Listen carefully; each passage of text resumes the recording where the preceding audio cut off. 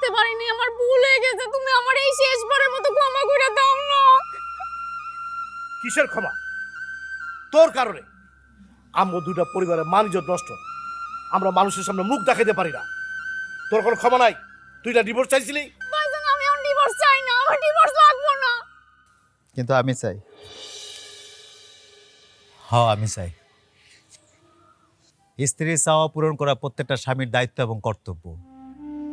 একটা পুরুষ তার সংসারের সুখের জন্য কত পরিশ্রম করে, কত কষ্ট করে। আর প্রবাসী হলে তো কথাই নাই। প্রবাসীর দুঃখের কথা, প্রবাসীর কষ্টের কথা কে শুনে?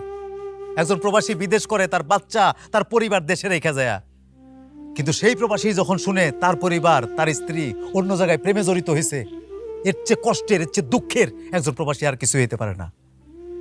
তুমি আমার কাছে মুক্তি চাইছিলে না? চাই না, আমি আমার মুক্তি চাই না।